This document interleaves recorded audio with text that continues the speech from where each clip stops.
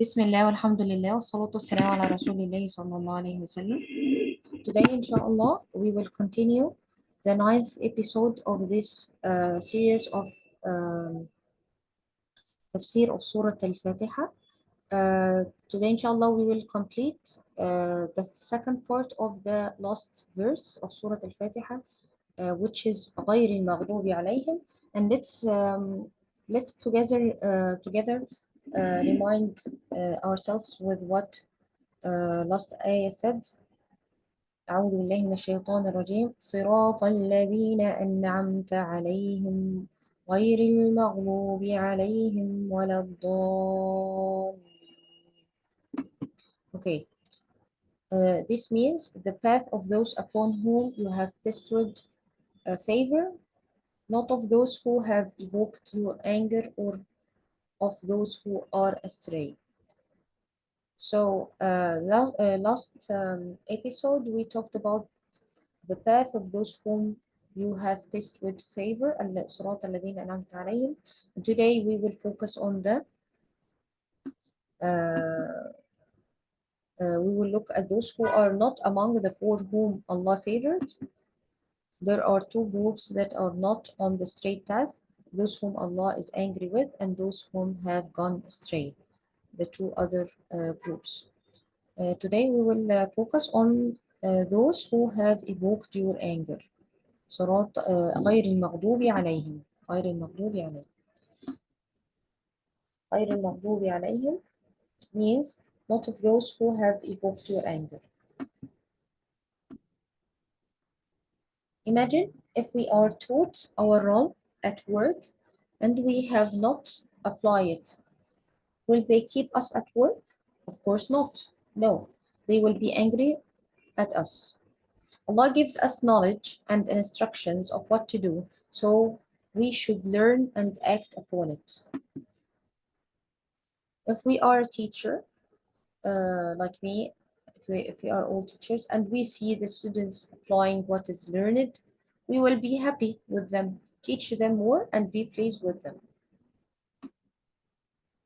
So those whom Allah favored are those who took the knowledge from Allah and acted on it, so Allah is pleased with them. But there are those whom Allah is angry with because He taught them, then nurtured, and He nurtured them, but they didn't act. So Allah is angry with them.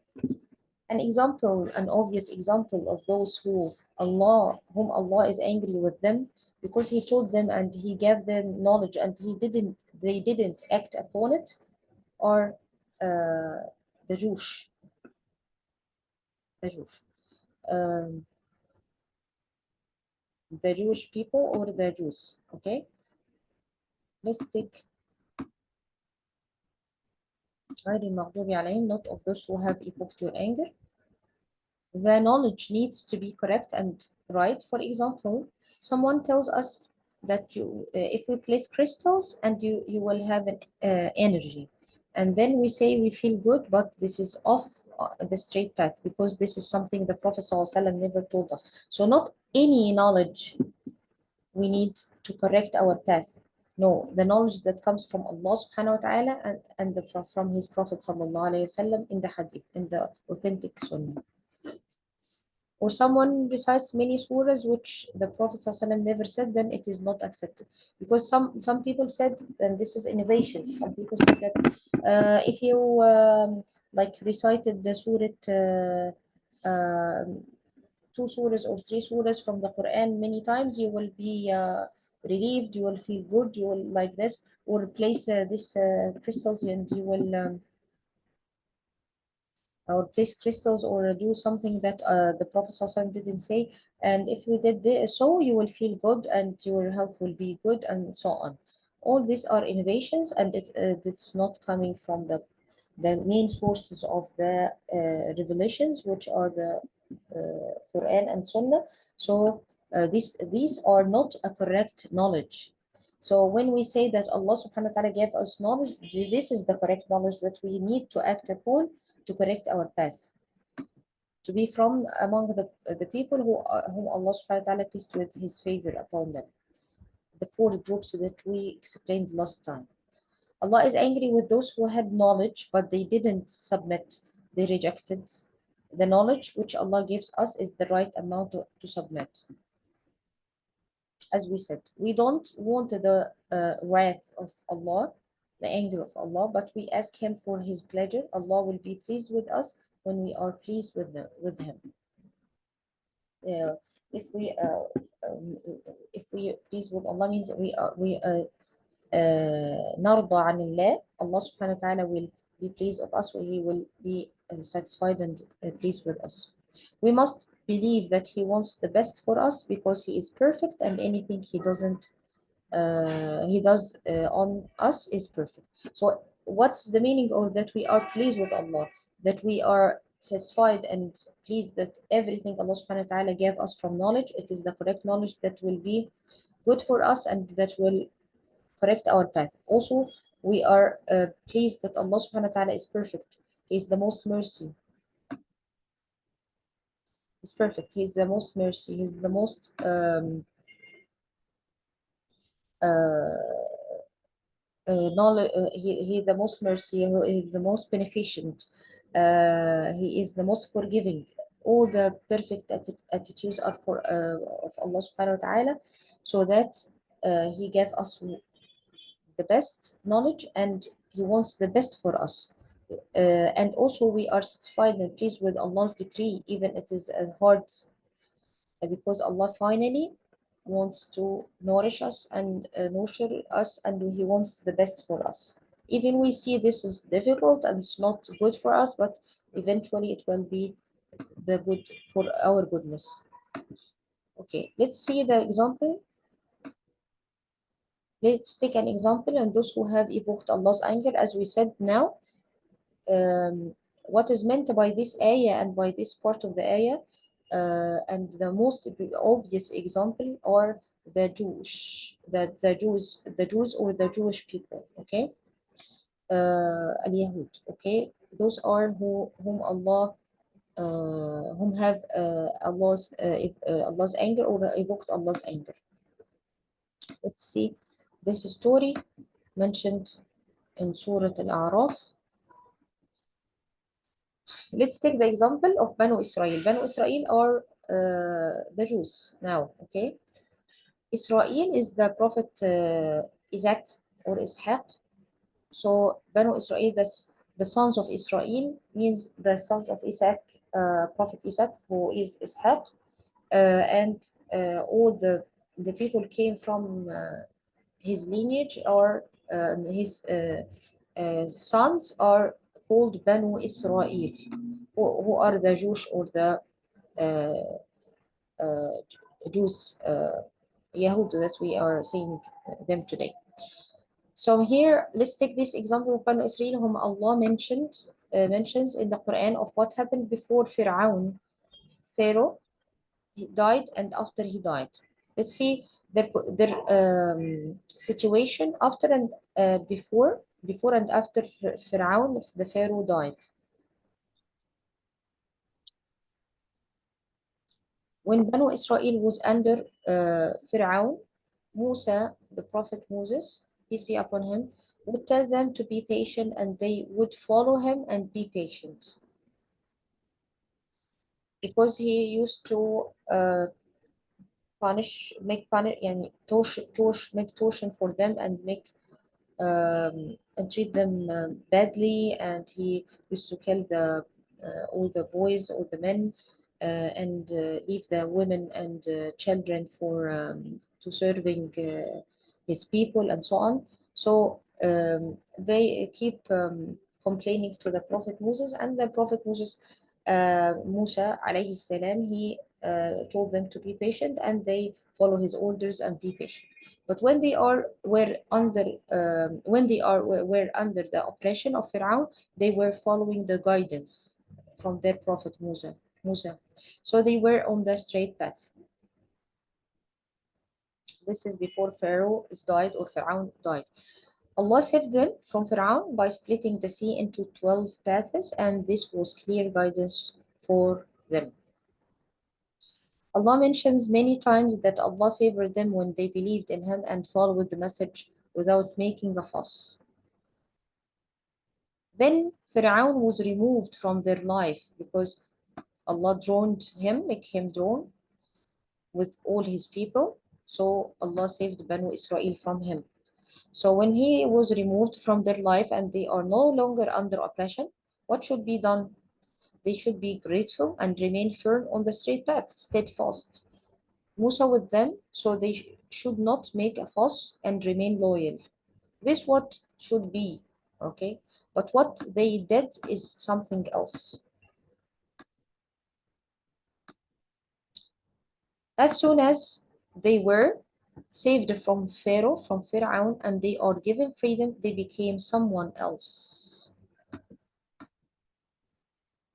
After they were saved, they saw people who were worshipping idols, and they told Musa, make us an idol as they have an idol. They turned it to shirk. So what is the problem? So after the Pharaoh or Pharaoh died and they were freedom, they have their freedom and they were not under oppression, and they were saved from the sea.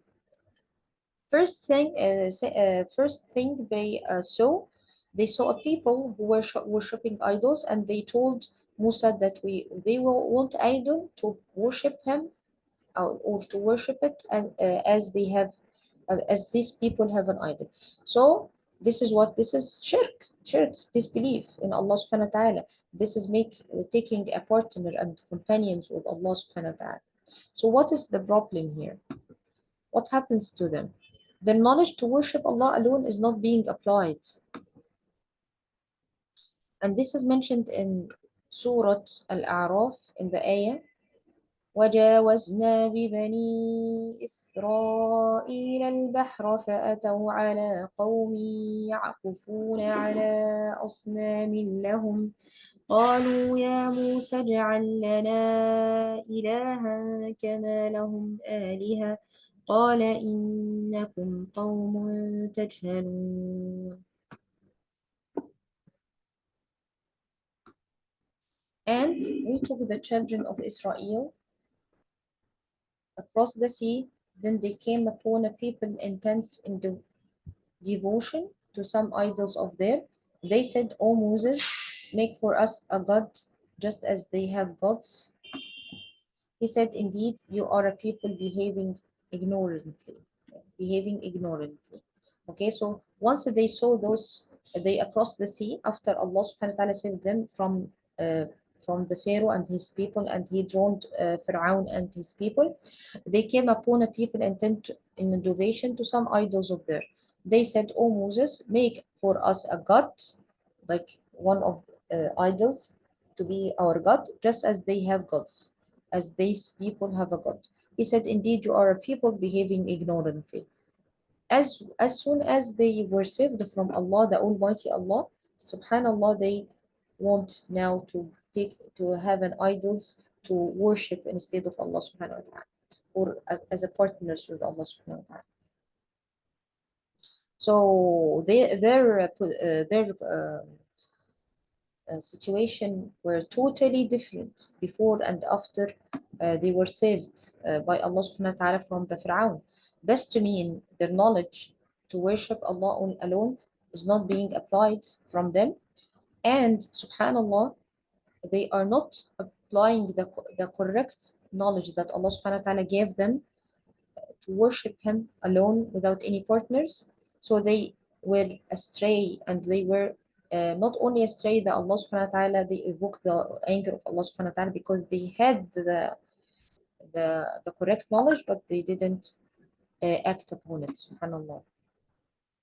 That's why they are the one whom Allah evoked his anger upon them. Now, when we see this example of Banu Israel, we want to have the correct knowledge to submit to Allah subhanahu wa ta'ala alone, and we want to be steadfast on the straight path. So we want to be slaves of Allah and be pleased. And we think we know more than Allah, but do we think we can do better than Allah subhanahu wa ta'ala? Of course not.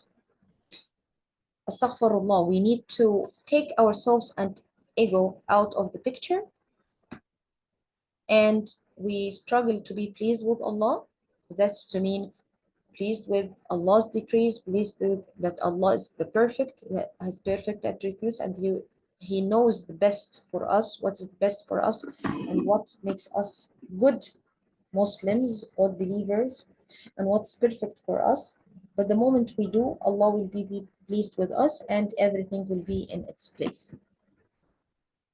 The greatest knowledge is when Allah teaches us who He is. When the people of paradise go to paradise and are saved from the fire, the angels will tell them, "You have been purified." Can't be the same someone who is dirty and has sickness. Uh, um, you have been purified. They told them, "سلام عليكم بما صبرتم فنعم عقبى الدار," and he said to them,